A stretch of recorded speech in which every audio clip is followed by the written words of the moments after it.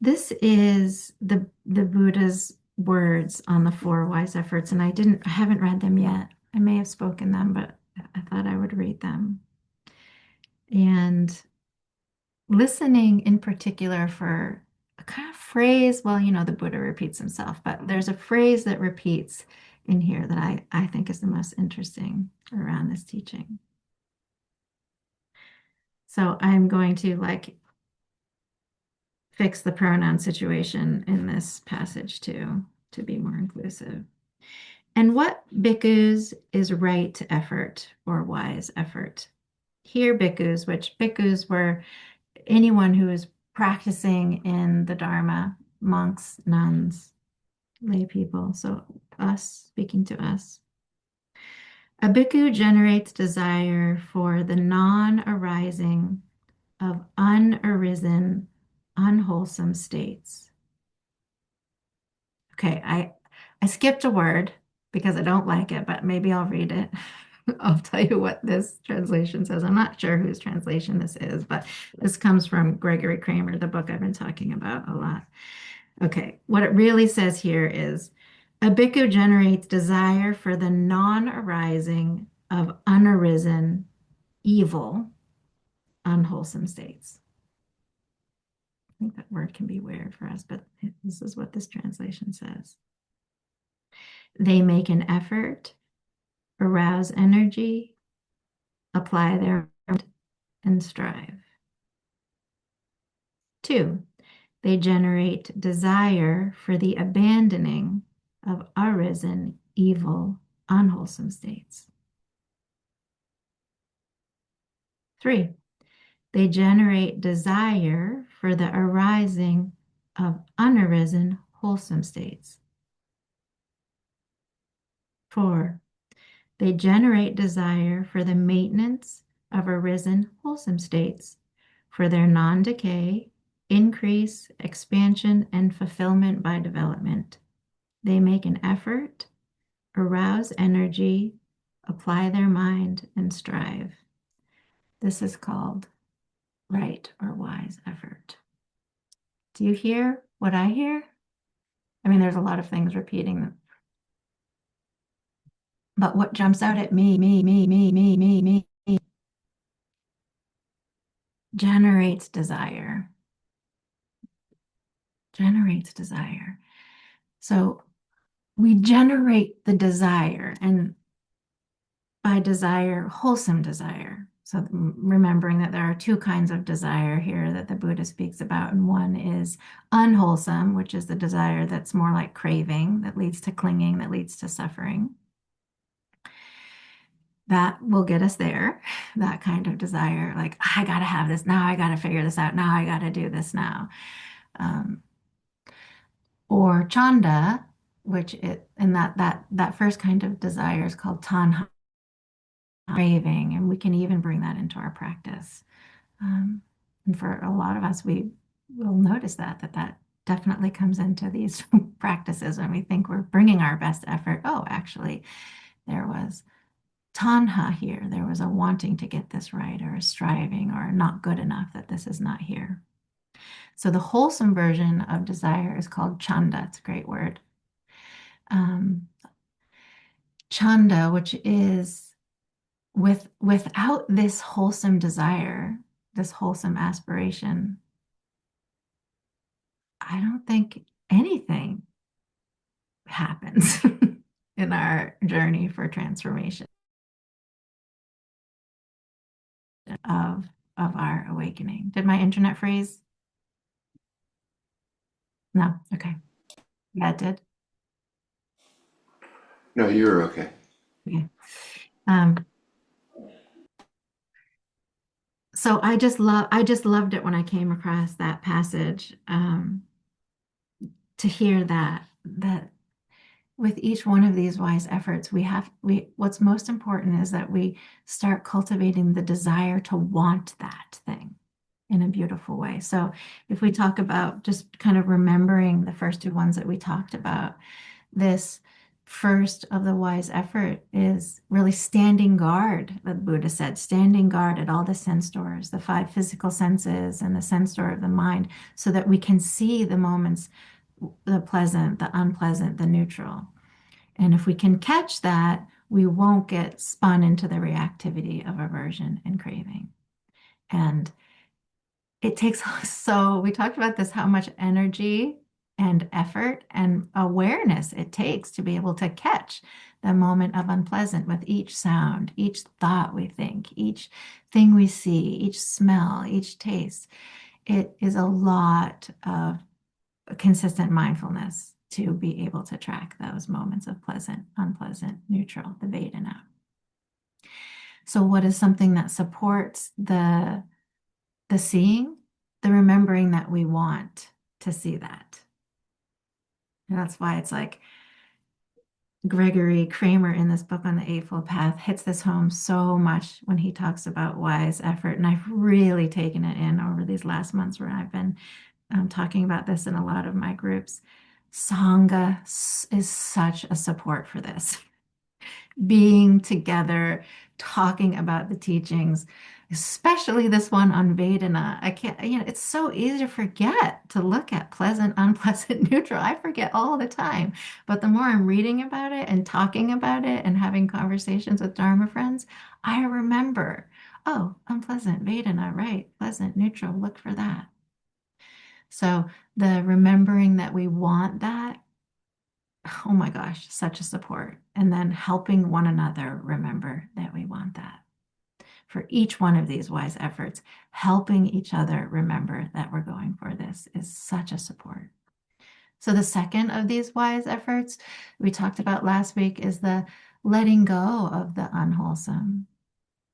And I don't know about that word evil, but I think the Buddha just maybe it's there, and some people will put that in translations and some people won't, I think. But it's just that these unwholesome states are evil, maybe because they are causing us suffering. And then when we're caught there, when we're being caught, when suffering is arising for ourselves, when there's craving and aversion, then it will be radiating and shared with all those around us. That is the gift we'll be giving to the other people around us, right? We can't help but radiate the mind state that's present. I've been really contemplating this a lot. We can try so hard to mask it and pretend it's all good and know there's really love here. But if there's aversion and wanting, I think it gets radiated out even with all of our efforts to mask. And so we talked last week about how, I think we talked about it, I'm not sure. So, but just even here, if we could pause, generating the desire to want to let go of the unwholesome states. Yeah, we have to really want to let them go to be able to let them go. I mean, letting them go in a whole with the desire, the wholesome desire, we can have a very unwholesome desire to want them to let go. And that is where it will be pushed away, the unwholesome. Whatever's here that's not helpful will be pushed away. And that is an unwholesome desire. And that will just be cultivating more aversion. So I feel like there's this space here where the second and the third wise efforts come together and work just hand in hand, like two really good supportive friends. The inviting in of what's helpful really supports the letting go of what's unhelpful. So to shift kind of into this third wise effort, cultivating the desire, generating the desire to want to invite in a wholesome state that can help let go of what's unwholesome, that can help grow the wholesome. When we are in the grips of a challenging mind state, something born out of craving or aversion, which manifests as the five hindrances. We kind of spoke of that in the meditation. So the wanting, the not wanting, the mind that just like slips into dullness, that sloth and torpor, but it's more like, oh, I don't care about mindfulness. I'd rather just check out. The worry, the restlessness, and the doubt. when we are caught in these, and that usually means that we're believing all of the stories that they're telling, and they're really good storytellers. When there's one of these hindrances here, there, if aversion is here, it just starts, you know, riffing on all the things there are to not like, all the things that are wrong, they get going and we're in the grips of those stories. It is so, so challenging to find that desire, to generate the desire, to remember that we'd rather have a wholesome state here, or that there is a wholesome state possible to help support being with this. And it's not because we're bad people. It's not because we're bad practitioners. It's just that we're really lost. We're really, really overtaken by, it's like, I don't know, maybe the image of like the hindrance comes and it just takes over the mind, like, and it's like moving us, looking in that direction. And it's all we can see. All we can see are what we want, and how hopeless it is, or how bad we are, or how not good enough we are, just because those stories are running the show. So this takes, it just really does take a lot of effort to want this. We can generate the wanting of cultivating the wholesome states.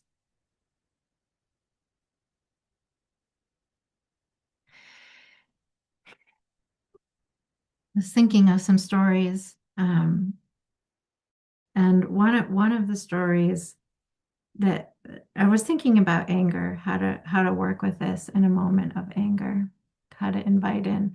So maybe to back up and say, in the fourth foundation of mindfulness, maybe I said this last week, I can't remember, but we have this, the Buddha asks us to look at if there's a hindrance present or not. This is the fourth foundation of mindfulness, one area to look at. And then, are there awakening factors here or not? And so if there is a hindrance, it's like we can sort of pull from this list of the 7 factors of awakening. It's a great place to start. There are more areas to look for wholesome states, but just to name a few places to look for what's wholesome, the 7 factors of awakening, let's name them: mindfulness, investigation, energy. All of these efforts take energy. So just remember, if you don't have a whole lot of energy, if there's tiredness, if there's a, it is hard to be mindful, right? So energy, these are the enlivening ones. Joy, the joy that comes when we see clearly, the joy that comes from our practice.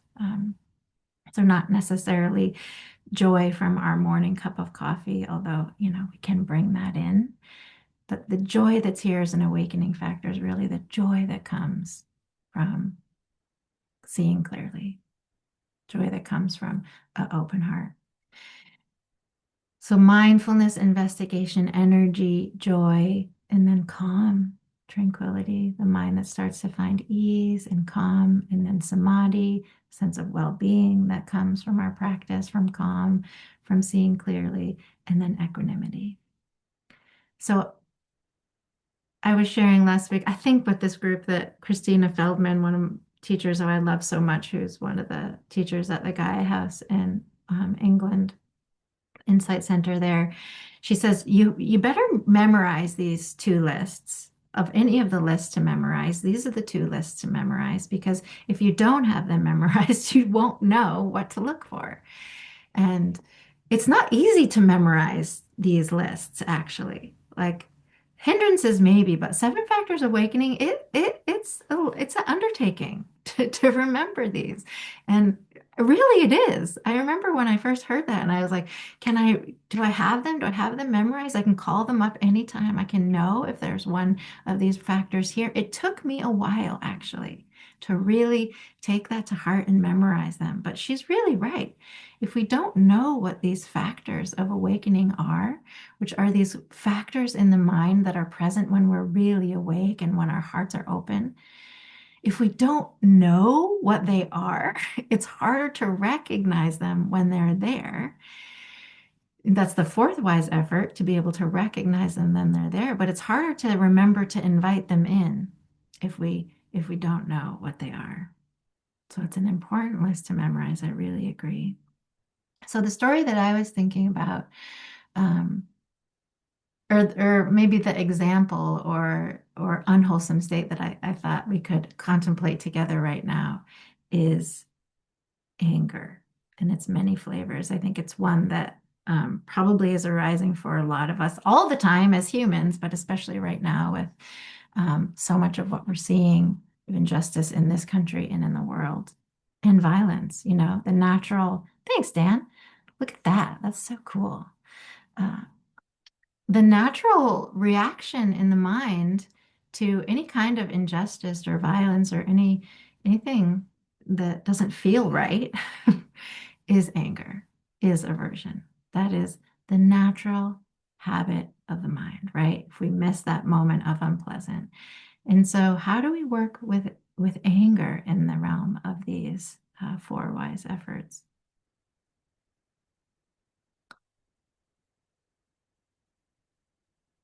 I think that it's really like, especially if we're bringing, if we're thinking about the world right now, I think that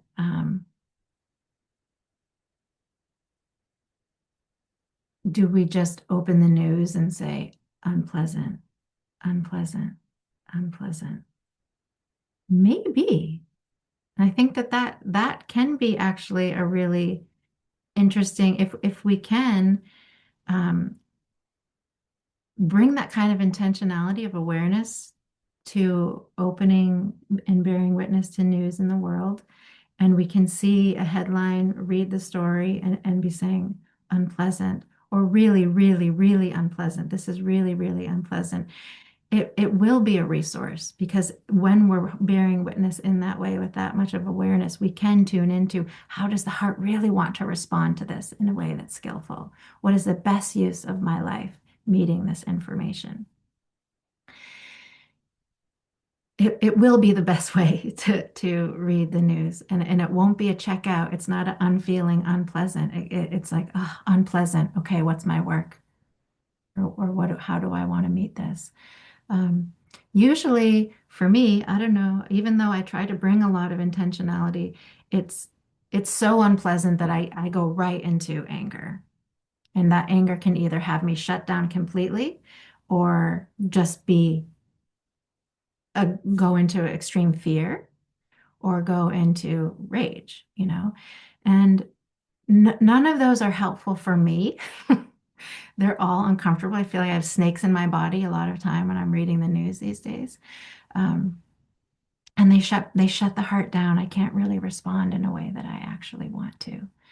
Um, so let's just look at these factors of awakening. When a moment of anger arises, maybe, we can look at the whole spectrum. Maybe we don't have to just talk about the news, but it happens to me a lot when I'm walking up to the dishes.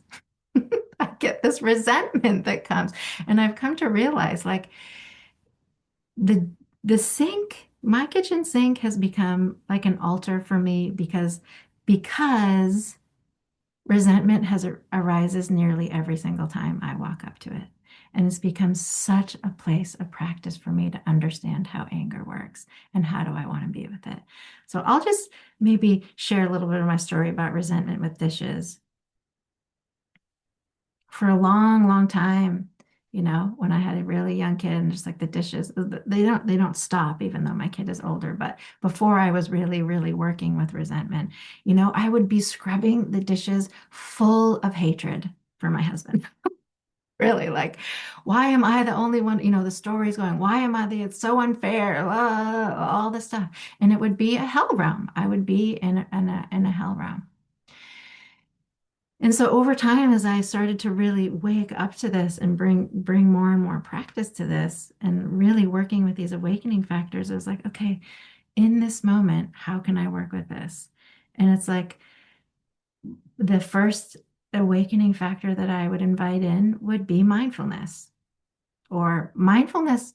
I don't know if I invited it in, but it came all on its own, right? From the momentum of a life of practice. I started to become aware there is stress here. I am suffering. There is anger here. So awareness awoke on its own. I can't really say I invited it in that moment. And so that is kind of the magical thing about mindfulness. More and more I've been thinking about that. It's so magical. I don't know if we actually are inviting it in. And maybe we can have a discussion on this sometime, but the more I look at it, it's like the momentum of a life of practice, of sitting in meditation, of sitting with friends, of meeting with teachers. This is what creates a momentum of mindfulness. The moments when it arises, total mystery to me. That's how I'm seeing it lately. That's cool. That's like, I have to say, quite honestly, I've been calling it God lately because it feels that magical, that benevolent, that mysterious, how I can plant those seeds and then it can arise when I need it the most. Anyway, I digress. So, but, and when mindfulness arises, we can invite in more mindfulness. We can be aware that mindfulness is there. So awareness arises all on its own. Mindfulness can arise, and we can allow it to grow by really knowing, oh, there's mindfulness here. There's clarity of what's happening. There's a sense of non-judgment for what's happening. And so then with the resentment at the dishes, what I could see was that either two things either needed to happen. Either I needed to stop everything and have a conversation with my husband because something was out of line here, like something felt really unjust about this. And if I was going to do that, then I was going to need to find a way to have that conversation, which wasn't born out of resentment and judgment. Because I don't know about you, when conversations happen, for me with my husband, when it's coming from anger, from resentment, from judgment, just a complete shutdown.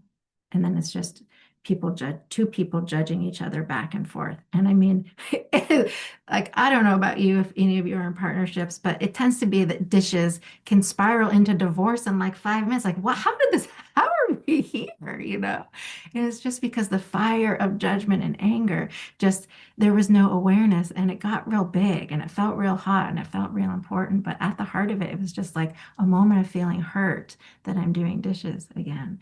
But it takes on a life of its own. And that's the only reason why the Buddha would use the word evil.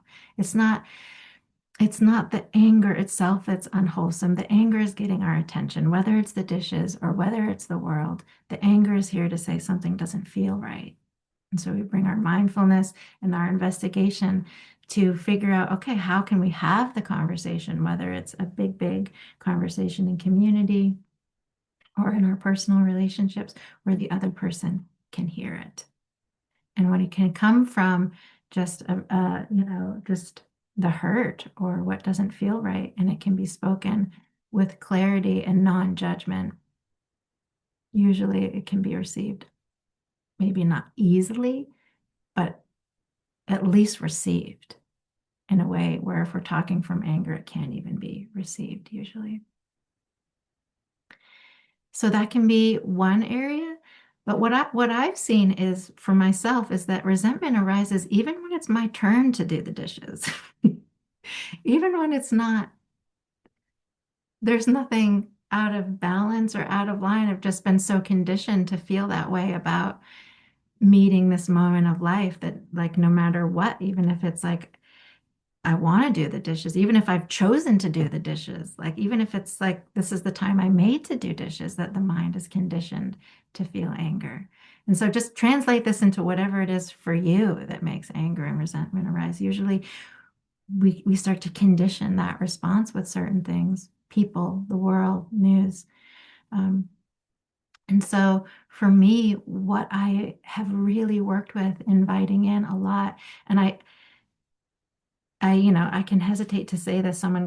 Once I was sharing this and they were like, you're just using that as a bypass. But truly, truly not, was that I started to lean into generosity and inviting in that moment, truly like how what there was to be really grateful for.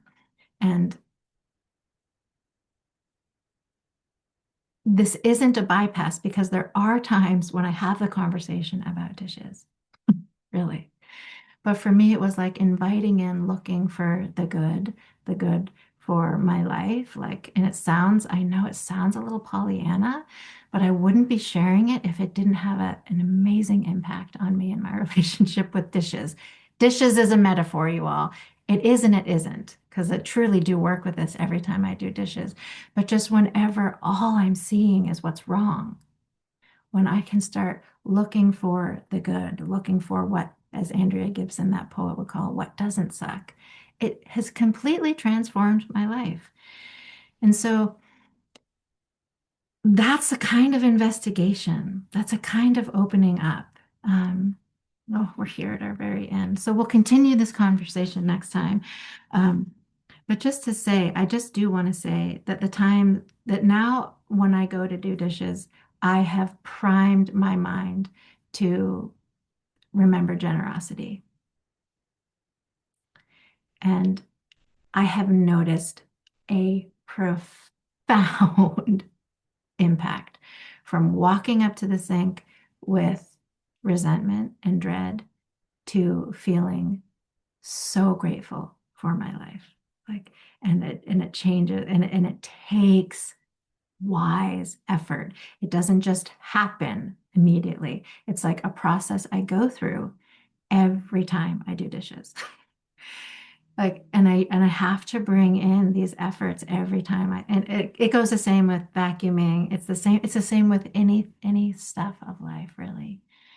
To begin to invite in what's helpful and then grow it. So we're at our end there. We didn't get a time to talk.